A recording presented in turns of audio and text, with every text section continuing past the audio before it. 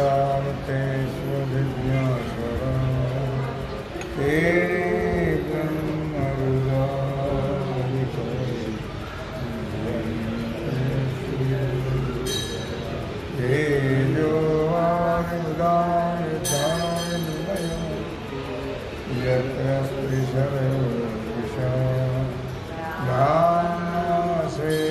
सदा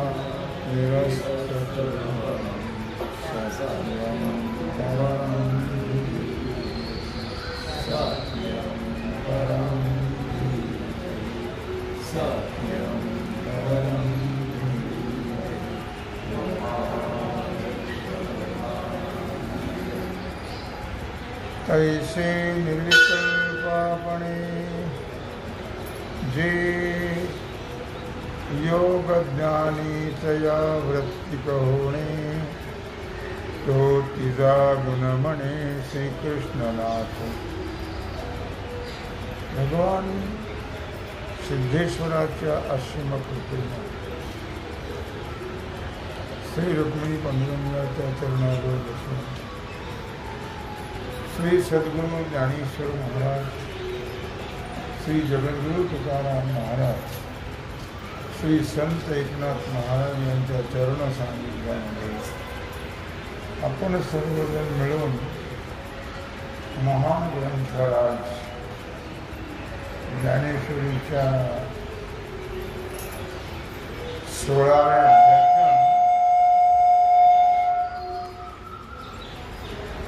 84 ओळीचा आपण विचार करतो आहोत। विषय आहे गुण। तैसे निर्विकल्पपणे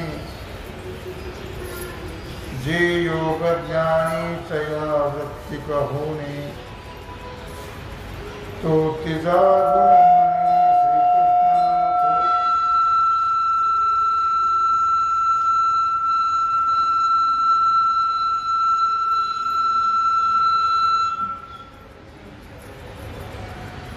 याप्रमाणे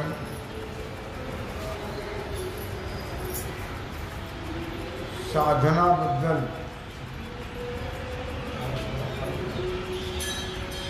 कोणताही संशय न बाळगता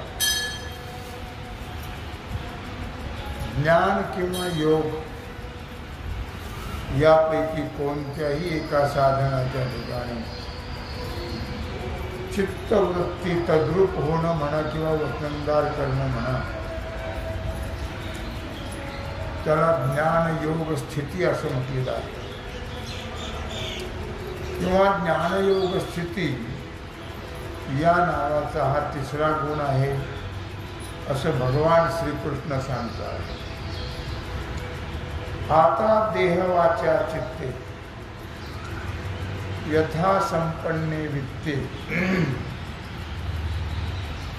वैरी झालिया अर्थात ते न वंचणे का। आता देह वाचा चित्ते आता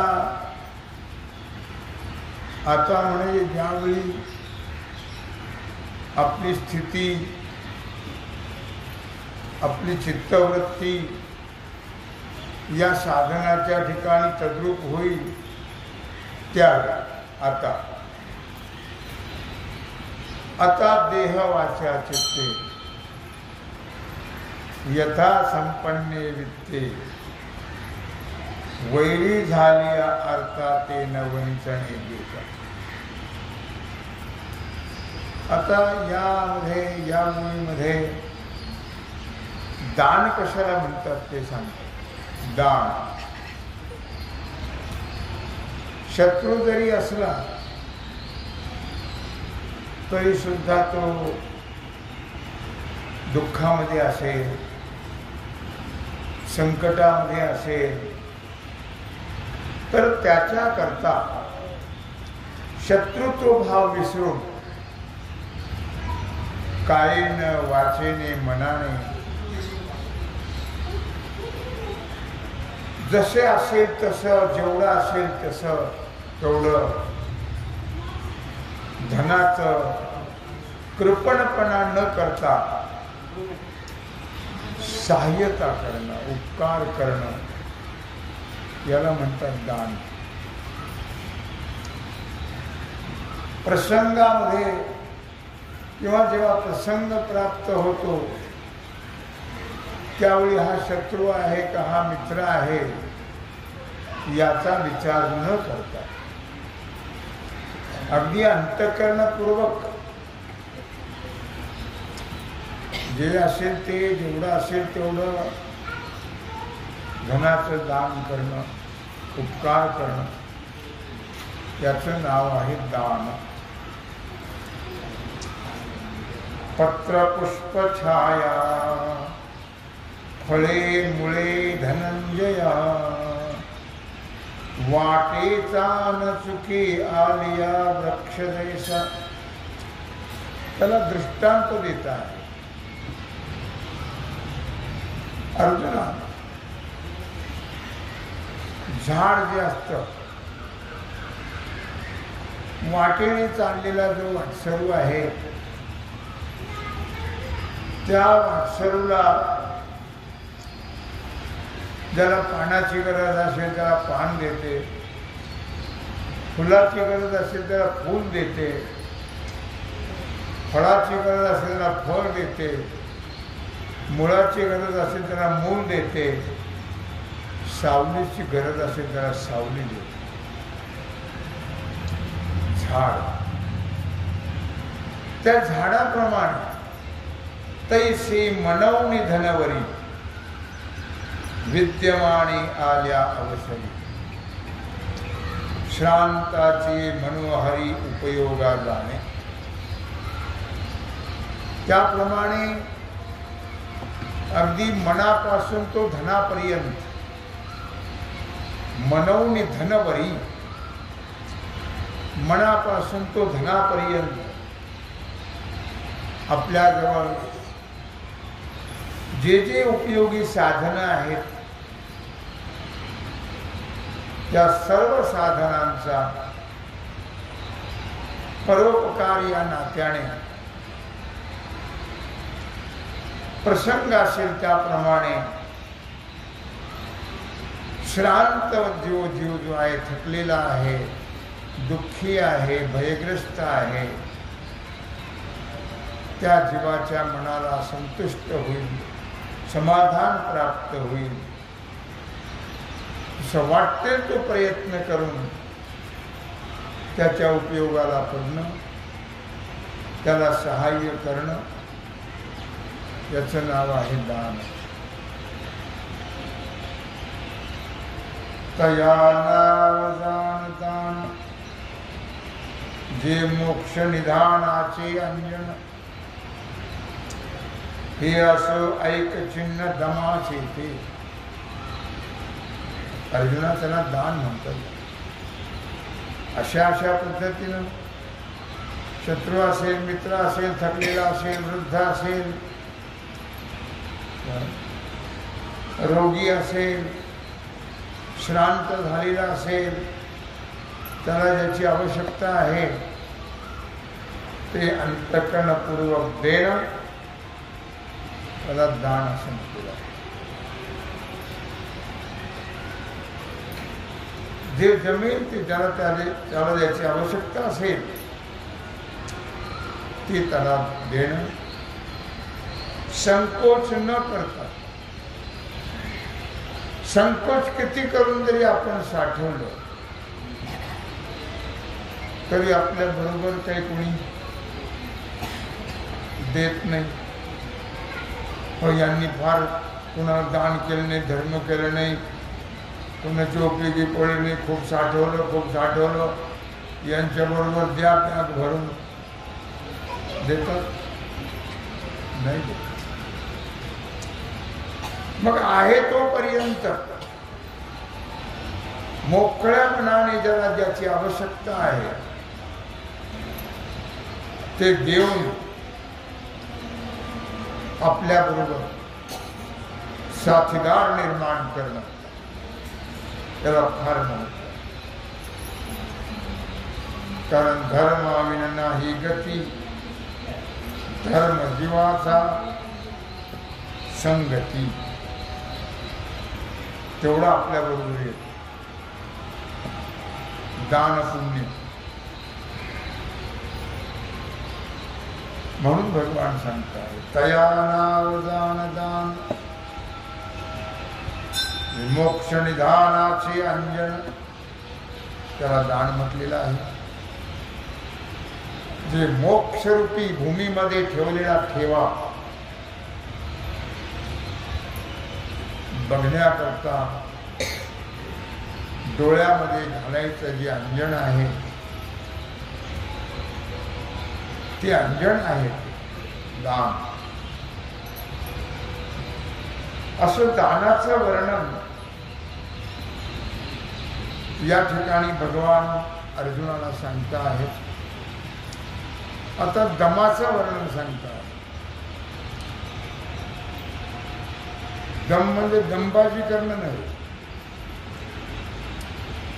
दम म्हणजे काय बुरा, तरी विषेंद्रिय मिळणी करोनी घापे वितुटणी, जैसे तोडीजे खरू पाणी पारखिया. विषय आणि इंद्रिय यांचा संयोग झाला असताना त्या संयोगामध्ये ताडातोडी निर्माण करून घालणं म्हणजे संयम ठेवणं. विषय आणि इंद्रियाचा संयोग झाला असता त्या ठिकाणी विषयाचा आणि इंद्रियाचा वियोग निर्माण करणं, एकामेकापासून वेगळं करणं, याला म्हणतात दम. त्याचं नाव दम आहे. इंद्रियावर कंट्रोल. जसं खडू पाणी असं उदाहरण दिलं या ठिकाणी. मातीचा गाळ आणि पाणी यांचा संबंध असा निवळीचे बिया वेगळा वेगळा करतो किंवा तुरटी वेगळा वेगळा करतो. घाण आणि पाणी याचा संबंध वेगळा वेगळा करण्याचं काम जसं त्या निवळीच्या बिया करतात किंवा तुरटी करते, त्याप्रमाणे विषय आणि इंद्रिय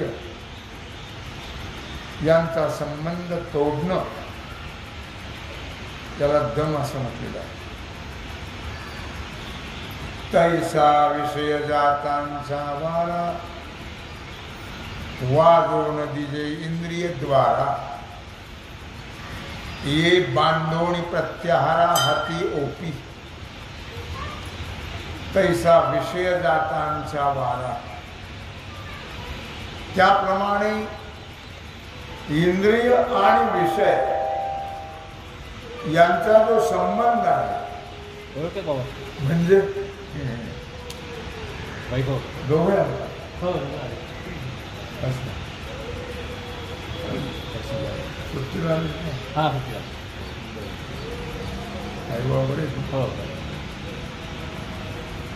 सांगतो जे काय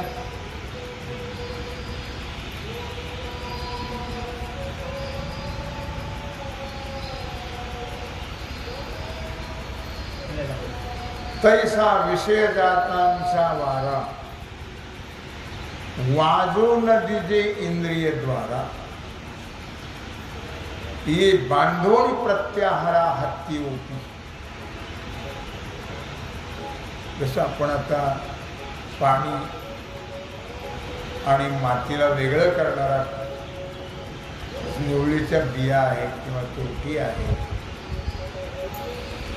त्याप्रमाणे इंद्रिय आणि विषय यांचा संबंध तोडण्याकरता. कारण विषय आणि इंद्रियाचा संबंध का तोडायचा, तर शेवटी त्या विषयाची वासना राहू नये. जर त्या विषयाची वासना राहिली तर पुढा जन्म मरणाचं दुःख भोगावं लागतं. म्हणून विषय आणि इंद्रिय यांचा संबंध तोडणं अत्यंत महत्वाचं आहे. पण इंद्रियाच्या दारामध्ये कुठल्याही प्रकारच्या विषयाचा वारा वाजू देऊ नये. ती इंद्रिय एकत्र बांधून ये बांधोणी प्रत्याहारा हाती ओपी, ते एकत्र बांधून इंद्रिय आणि ती प्रत्याहाराच्या हातात द्यावी.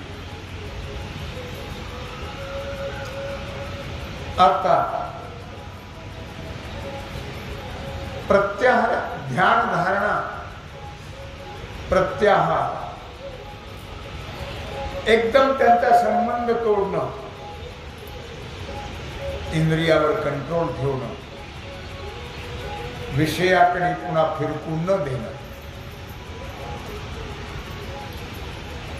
आतोनी चित्ताचे अंगवरी अतुला सांडोनी प्रवृत्ती पळे परबाहेरी आगी सुईजे दाही द्वारी वैराग्याची.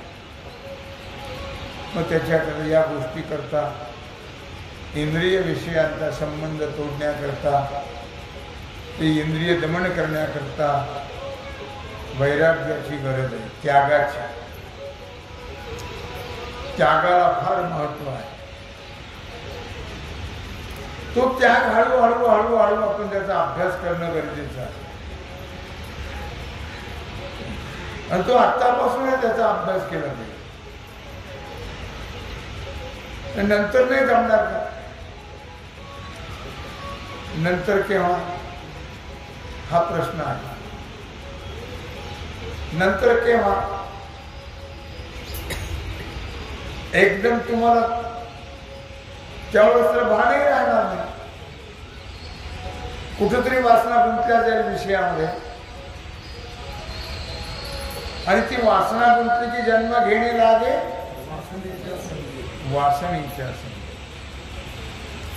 पण आतापासूनच तो अभ्यास करणं गरजेचं आहे. हळूहळू त्याग करत जा. कुठेही तादात्म्य ठेवायचं नाही. ना देहाचं, ना घराचं, ना धनाचं. कारण हे आपलं काहीच नाही. देह आपला नाही, देह काळाचा. धन आपलं नाही, धन कुबेराचं आहे. घर आपलं नाही, दगडा मातीचं आहे. पोरगा आपला नाही, बायकोचा आहे. का आपला आहे? आपलं कोणीच नाही. बायको कोणाची? पोरांची. पोरांची आई आहे. ती पुढे काय म्हणतो माहिती मग? पुढे काय म्हणतो? बाईला म्हणे खरं, मरता तरी बर, नासियले घर थुंकू थुंकू. बायको कशाची वाट पाहते? मरणाची वाट पाहते. एकदा हे मुंबईला तर बरं होईल. सध्या खळखळाय आपण झोपत नाही, आम्हाला झोप येऊ देत कोण नाही. पण आपलं कोणीच नाही ना. आपली कोणीच न होती, निश्चय चित्ती दृढ झाला. आपलं कोणीच नाही, आपला फक्त एक परमात्मा आहे. म्हणजे सगळ्याचा त्याग करत राहायचं आणि संबंध परमात्म्याशी जोडत राहायचा. तो आपला आहे. त्याच्या वाचून आपलं कोणीच नाही. माय जगन्नाथ बाप जगन्नाथ, अनाथाचा नाथ जनार्दन. तुम्ही किती प्रयत्न करा, किती त्यांच्या पुढं करा, काही उपयोग होत नाही. ते कधीच आपलं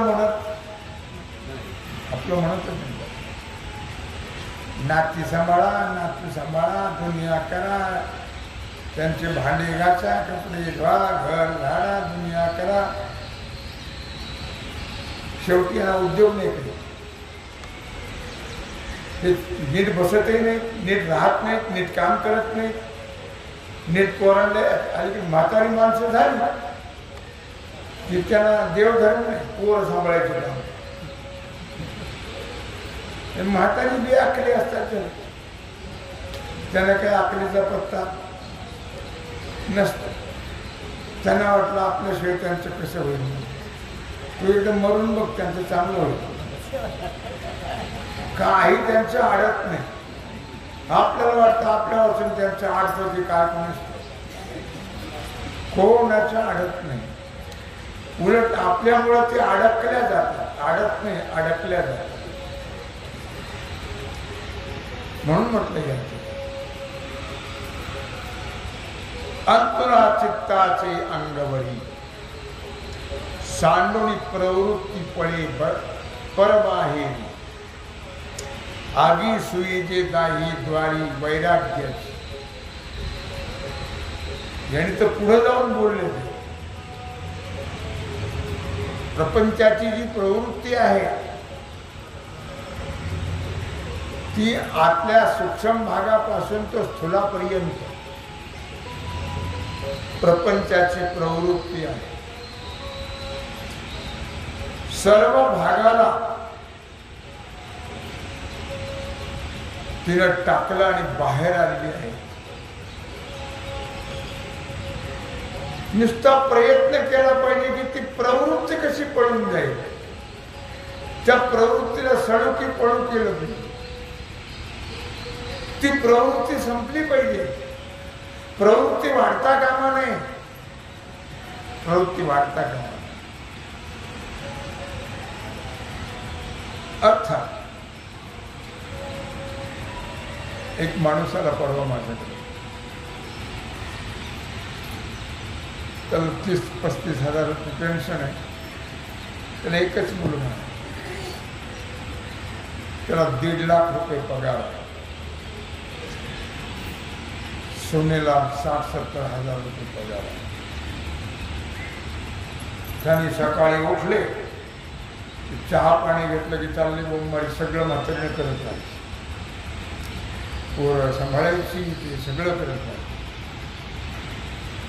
अरे एखादी बाई ठेवावी, म्हातारीला काय काम?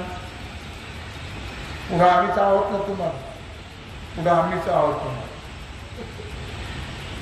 1 असू द्या 10 असू द्या, त्याचा काही उपयोग होत नाही. तो बापाने सांगितलं शहाणपण करू नको, आमचं जसं होईल तसं होईल. घातलं म्हातारीला पुढे आला पुण्याहून घेऊन, त्या दोघात मस्त राहा.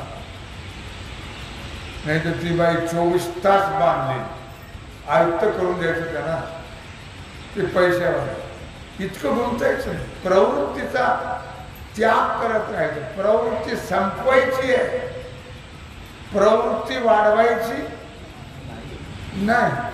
मग त्याच्याकरता मुलायम जमत नाही, त्याच्याकरता थोडं खारट तुरट तिखट मिठट बनलं तर जमत.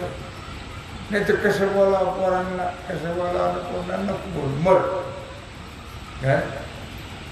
म्हणून इथं फार महत्वाचा भाग सांगितला. आतुरा चित्ताची अंगवली, सांडोनी प्रवृत्ती पळे बाहेर, प्रवृत्ती पळे बाहेर, आगी सुईचे दाही द्वारी वैराग्याची. उदाहरण सांगितलं तुम्हाला आमच्या मेहण्याचं, ते लांबचं नाही तुम्हाला. आमचा बंगला इथं निर्मल नगर, आता इथं राहतात दोघे. तिथे बाई ठेवण्यात काही करा, मला काय करायचं? तू फार पैशाला तुझ्याजवळ लावतो काय, थोडा त्याग करणं फार महत्वाचं आहे. नाही तर ते म्हातारी तर म्हणायला लागली आजारी पडून, काम काम काम काम काम काम. बरं किती केलं तर त्याला उपकार हा प्रकारच नाही काय. तेव्हा म्हणून मनुष्याने सांडोळी प्रवृत्ती पळे बाहेरी. प्रवृत्ती ही नेहमी पळून गेली पाहिजे, प्रवृत्ती तर राहता कामा नये. आणि पुन्हा ती प्रवृत्ती इंद्रिय द्वारापासून किंवा इंद्रियाच्या द्वारातून किंवा इंद्रियाच्या द्वारा पुन्हा चित्तात प्रविष्ट होता कामा नये. कारण प्रेम फार वेळ आहे ना, मोह फार वाईट आहे लक्षात ठेवा. त्यांना मोह नसतो, पण म्हाताऱ्या माणसाला जास्त मोह असतो. जसं जसं मनुष्य वृद्ध होत जाईल तसं त्याचं ममत्व वाढत जातं, मोह वाढत जातो, लोभ वाढत जातो. त्यांना काही नसतं, ते स्पष्ट बोलतात, ते स्पष्ट बोलतात. पण म्हातारे माणसं लोभात जातात, मोहात जातात आणि आयुष्यभर तेच केलं तेच करावं. म्हणून प्रवृत्ती पळे बाहेर, त्या प्रवृत्तीला त्याग केला पाहिजे. प्रवृत्तीमध्ये गुंतता कामा नये, गुंतता कामा नये. म्हणून 10 इंद्रियाच्या दारात अग्नी आग लावा. आग त्यांनी काय म्हटलं इथं, आगी सुईजे दाही इंद्रिय द्वारी वैराग्याची. वैराग्य रूपी अग्नी लावा 10 इंद्रियाच्या दारामध्ये, म्हणजे तुमची प्रवृत्ती नष्ट नाही तर होणार नाही. वैराग्याचा अग्नी लावा तरच तुमची प्रवृत्ती जी आहे ती आपल्या स्वार्थाकडे भगवंताकडे लागल्या जाईल. आणि तो सोडवणार आहे फक्त, बाकी कोणीही सोडवणार नाहीये लक्षात. म्हणून श्वासोच्छ्वासा होणी बहुवसे व्रते आचरे खरपुसे ओसंतिता रात्री दिवसे नारायणक जया. त्याप्रमाणे श्वासापेक्षाही श्वासोच्छ्वासापेक्षाही पुष्कळ माणसं कडक व्रत करतात, कडक व्रत करतात. व्रत करून काही होतं का? कडक व्रत आहे त्याला करश्रुत चांद्रायण म्हणतात. करश्रुत चांद्रायण ते व्रत असं आहे की अमावस्या झाली पहिल्या दिवशी 1 घास खायचा, दुसऱ्या दिवशी 2. एवढ्या नाही, जेवढं आपण रोज खातो तेवढंच. उपवास असल्यावर जास्त नसतात, तेवढंच खायचं. नाही उपवास असू दे, उपवासातला 3 दिवस जेवते माणूस उपवास उपवास म्हणून. तुम्हाला उद्या एकादशी पोटभर घ्या, दुसऱ्या दिवशी आज तुम्हाला एकादशी पोटभर फराळ करा, दुसऱ्या दिवशी कालची एकादशी पोटभर 3 दिवस जेवते. काय तो उपवास? उपवास नाही, काही नाही, काही नाही. उपवास म्हणून खाते. उपवासही कळत नाही कशाला म्हणतात. म्हणून इतकी व्रत करताय. चांद्रायण व्रत अमावस्या झाली की प्रतिपदेला 1 घास, द्वितीयेला 2, तृतीयेला 3, चतुर्थीला 4, पंचमीला 5 असे रोज 1 घास वाढला. अमावस्येला 15 घास खायचे, 16 नाही काय पौर्णिमेला. आणि पौर्णिमेपासून पुन्हा कमी करत जायचं. प्रतिपदेला 14, द्वितीयेला 13 असं 1-1 घास कमी करत जायचं. आणि अमावस्याला 1च खायचं. याला म्हणतात कर्षण चांद्रायण व्रत. असे खूप व्रत केले. काही फार व्रत करतात माणसं. श्रावण आला, अधिक मास आला, अरे व्रत उपवास कशाला म्हणतात हे कळलं पाहिजे. उपवास श्रावण आला की व्रत ते सगळे खाण्याकडेच, खाण्याकडे वृत्ती. देवाकडे उपवास म्हणजे आपली वृत्ती भगवंताजवळ राहणं. उप म्हणजे जवळ, वास म्हणजे राहणं. त्याला उपवास म्हणतात. न खाण्याला उपवास म्हणत नाही. ते थोडं खावं, आपली वृत्ती देवाकडे राहावी म्हणून.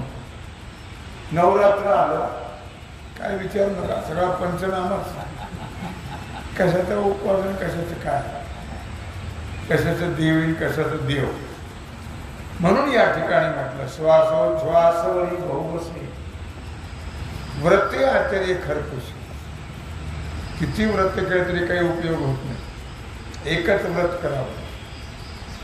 सोमवार आणि एकादशी व्रत करिता, सोमवार एकादशी व्रत करिता असे. एकादशी सोमवार व्रत न करीती कोणत्यांची गती होईल नेनो. दोनच व्रत करायचे आहे. व्रत करिता एकादशी सोमवार. पुन्हा बोलला संसार नाही नाही सत्यत्व असा म्हणून. उपवास एवढेच करावे. उगी रोज उपवास काही उपयोग नाही त्याचा. लक्षात ठेवा. मग त्याला फार महत्व आहे. उपवास शब्दाचा अर्थ काय होतो हे कळून घेणं महत्वाचं आहे. म्हणून ओसल तिथा रात्री दिवसे नारायण जया. इतके व्रत करते की ध्यास त्याचाच, त्या व्रताचा. रात्रंदिवस त्याला क्षणभर सुद्धा विश्रांती हो नाही. पैदमो ऐसा म्हणजे तो जाण स्वरूपे यागार्थो हे संक्षेपे सांगू ऐक. पैदमो ऐसा म्हणजे विषय चाललाय दम. दम कशाला म्हणतात तर तो स्वरूपाचा आहे. स्वरूपाचा दम आहे. आपल्या इंद्रियावरती कंट्रोल करून आपली सगळी इंद्रिय त्या भगवंताकडे लावणं. सगळ्या इंद्रियाला भगवंताच्या सेवेचं काम देणं याचं नाव आहे दम. डोळे तुम्ही घ्या रे सुख, पहा विठोबाचे मुख. तुम्ही ऐका रे कान, माझ्या विठोबाचे गुण. मनात येथे धाव घेई, राई विठोबाचे पायी. घेई घेई माझे वाचे, गोड नाम विठोबाचे. सगळ्या इंद्रियाला भगवंताच्या सेवेला लावणं याला म्हणतात दम. म्हणून दम ऐसा म्हणजे तो हा जाण स्वरूपे यागा तो संक्षेपे सांगू ऐक. तेव्हा या दमाचा अर्थ जो आहे तो तुला मी थोडक्यात सांगितला आणि पुन्हा थोडा सांगणार आहे. तो भाग आणि आजची सेवा भगवत चरणी समर्पित करून राहिलेला जो सेवेचा भाग आहे तो आपण उद्या करू. कुंडली गवर्णा